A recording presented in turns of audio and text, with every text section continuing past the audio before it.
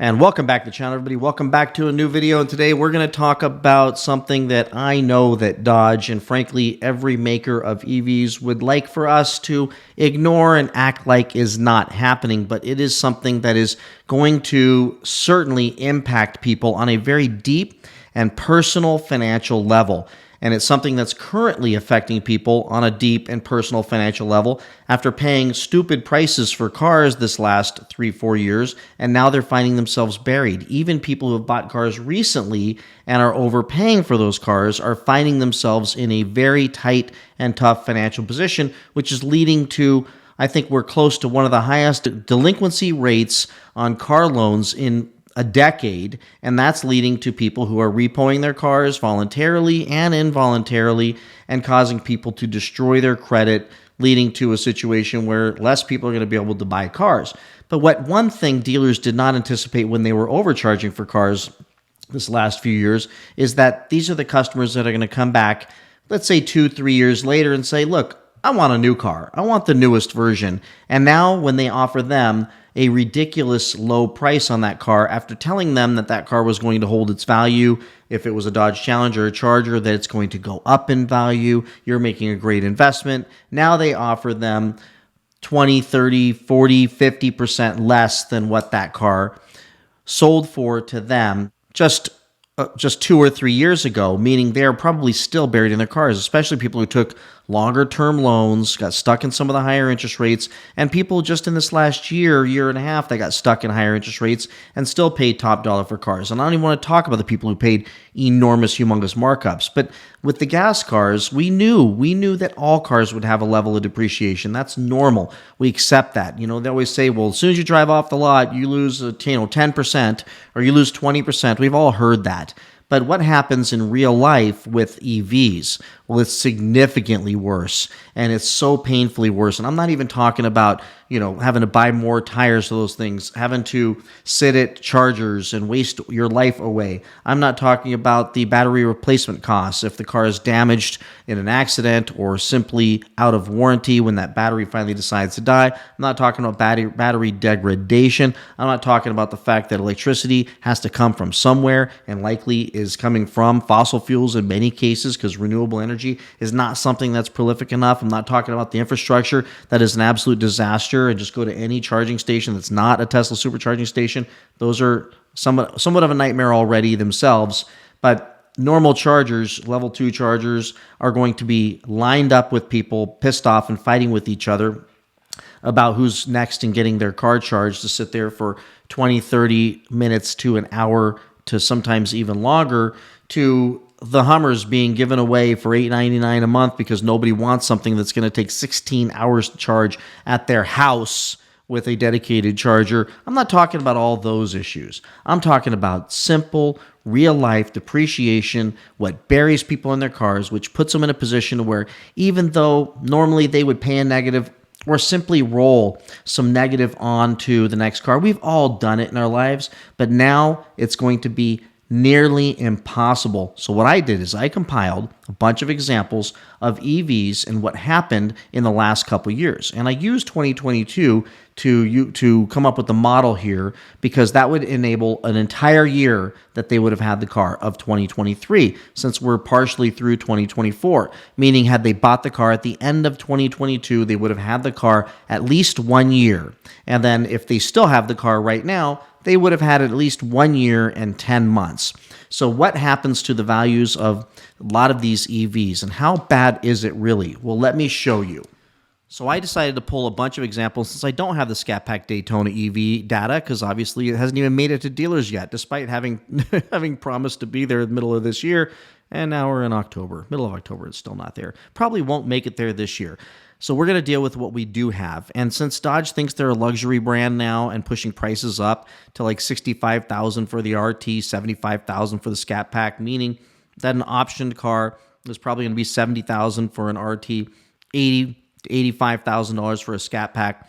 that these are luxury cars. Regardless of what Dodge or anybody wants to say, they think they're a luxury car. They're punching way above their weight. So we're going to compare them to some luxury cars and some basic cars, frankly, cars that would be good comparisons to these Dodges in the real world. So let's start off with the first one, which is the EQS Mercedes.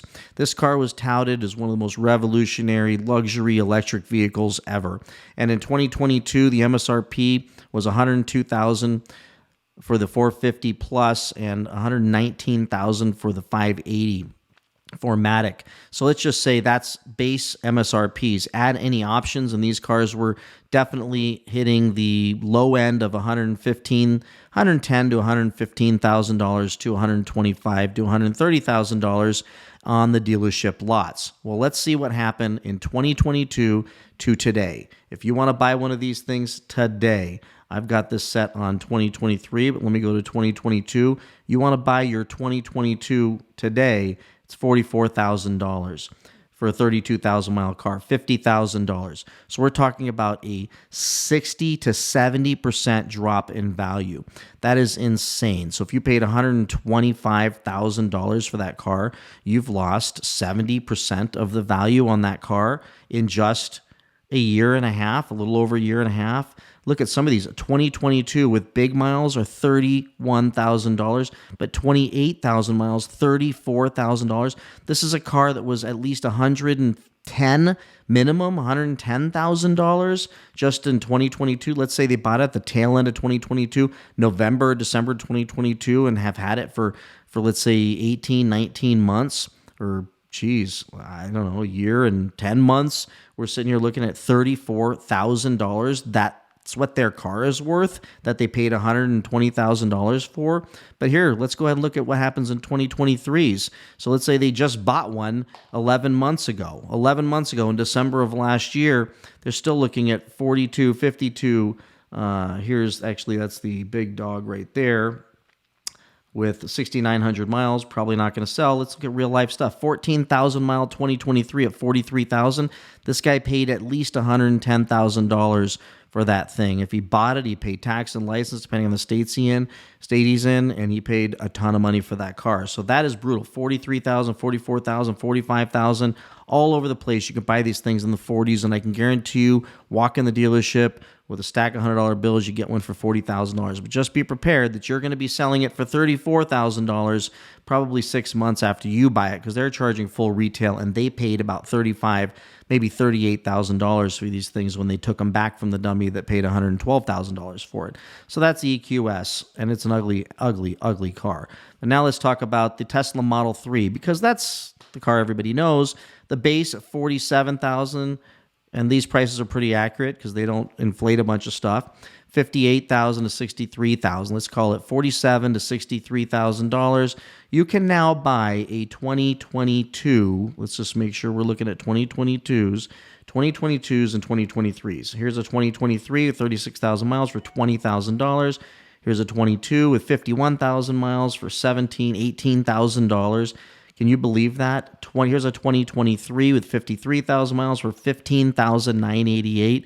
We're talking about losing 60, 70% of the value of that car from 2023 to today. And nobody cares. You bought that 2023 in December. You've only had it for, let's say, 11 months, and you paid for a Tesla Model 3 rear-wheel drive, let's say $47,000, you have gotten creamed, and you will still owe. You haven't paid any of that loan off. Other than your down payment and tax and license, if you paid that, you are sitting on a loan that's probably $40,000 and a car that's worth anywhere between $16,000 and $20,000, maybe $25,000 if you're lucky and they could find the right dummy, and maybe it's got the white interior and some options and self-driving comes with it or something. So, but you can see the prices are just horrible. So that's what happens when you buy a Tesla, and that's a bunch of 2023s and 22s. That's bloody. How about this? The Mach-E. Mustang Mach-E. So let's just say the prices were from like $44,000 to $66,000, which means it was probably more like, I don't know, $48,000 to $70,000 for the fully optioned model, the top of the line here at $60-something thousand. But let's just say, $45,000 to $67,000, and give them the benefit of the doubt. Well, here you go. I have 2023s up. Let's just put the 2023s and 2s. So $20,000 with 10,000 miles, $20,000 with 35,000 miles, $21,000. This person paid, what did I say, $46,000 to upwards of $66,000, depending on which one. Let's say a lot of these were the base model. But here's an all-wheel drive, $22,000, and that one, my gosh, I don't know. Yeah, that might have been the select for the cheaper one. Doesn't matter. You can see the prices. They're in the 20s. If you bought a Mach-E, you got screwed. You got screwed over so badly. Here's a 2023. If you bought it 11 months ago for $50,000, you've lost a minimum of 50% of the value, assuming it wasn't optioned up and you didn't pay a lot more. But this is the lower end model. Nonetheless, you can see how bad that is. How about this? How about the Hyundai Ioniq 5, one of the most popular cars back in 2022, and people are buying them like crazy. I see these things like cockroaches everywhere, especially at the charging stations with people with angry looks on their faces. 41,000, let's call it 45,000, all the way up to $55,000. And you've got 26,000. You all get the point here. More than half, and I think I have 2023s up. If I go to 2022s, which is what I was comparing to, 18,000, 19,000, 21,000. In EVs, you can see the future. You can see that if you buy this thing with 50,000 miles, that it's going to be pretty much worthless if you put 50,000 miles on it. It's not going to get better, and if that battery needs to be replaced, the car is totaled, and let's say you owe $50,000 on it because you put nothing down because you got your wonderful $7,500 tax credit and you saved a bunch of money on gas. By the way, when you're talking about 50, 60, 70% depreciation, your tax credit and your gas savings may only break you even with what you lose on a gas car. That's all. So that means you went through all that brain damage to end up in the same exact spot. There's a guy on YouTube that did a video about his Mach-E, and he said he thought he was going to save with the tax credits and the gas and everything else. He says, I found out I still have to pay for my electricity. I still have to pay for electricity, and when it's peak hours, it's expensive. I still have interest on that car. My insurance is higher. And by the time I was all said and done, I should have just bought a Honda Accord and cruised that thing, and I would have only lost 20%, 25% on that car, and I would still be better off financially. I mean, this is really brutal. It's a scam, folks. I don't care how you cut it. The depreciation is horrible because nobody wants these things used because of battery degradation. And frankly, technology is advancing, and as technology advances, it depreciates these cars even more. So the second they come out with a battery that's cheaper, that can do more range, all these cars will become worth even less. And I'm talking getting down to like under $10,000 for a car that's 2 years old. I mean, it's just because when new technology comes out, nobody wants the old technology. So here's the Lyric for $62,000. Now, nobody paid $62,000 for these things. In many cases, people paid markups. But let's just say maybe they paid $65,000 and got some options on these things. These things aren't as bad, but I think I'm looking at 23s. Yeah, I'm looking at 23s. Yeah, I am looking at 23s because I couldn't figure out the 20. I don't know if they came out in 2022. Nonetheless, 2023s, $35,000 from $65,000. I mean, you're losing, and if you got options on them, you're at $70,000. Any of these cars, you're almost 40 to 50% depreciation on the Cadillac Lyric. Then we've got this BMW eDrive. So since Dodge thinks they're a luxury car, I thought I would go and throw this out there. Let's just say around $66,000 to $60,000 to $70,000 optioned. There's no BMW showing up there as a base model. So $60,000 to $70,000, again, $34,000, $35,000. And I think all these are 2023s because I pushed it up a little bit, but I go back to 2022s. And you want a BMW for $27,000, $31,000, $33,000 with 4,000 miles on it that some ding-a-ling went and paid $65,000, almost $70,000 for. Have at it, brother. You can get this thing for so cheap, but just know it's going to be $20,000 after you put another 5,000 miles on that thing.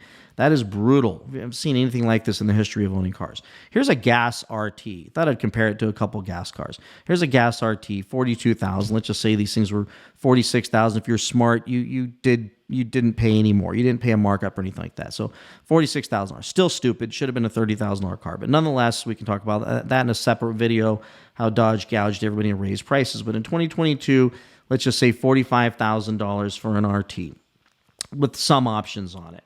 Today, you're still looking at almost 30, 36, 37 for, actually, those are 23s. Let's make sure I'm looking at 22s. Yeah, I got 22s in here. 22s, 28,000, 47,000 miles on it, and it's still at $30,000. So that means they've lost, what, 20 to 25% versus 50 to 60 to 70%. So they lost 25%, maybe on a bad day, 30% for a base model or something maybe, but you're looking at good, decent prices, 35, 36. Here's a low mileage with for $36,000. So we're talking about, you know, they lost $10,000. It's a big difference than losing $30,000 to $40,000. This is why with these cars, if you paid it down in a year a little bit, you might be rolling in, you know, $6,000 or $7,000 into your next car, which is painful, but you could still do that. You can't do $30,000. By the way, I would never recommend you do that because you were just kicking the can down the road and screwing yourself royally. But good news is with EVs, there's no way any bank in the world is going to be willing to do that for you anyways. How about this? The Honda Accord, thought I would throw this out there. They've got price ranges from like $26,000 up to $38,000. How'd those hold? There's the good news.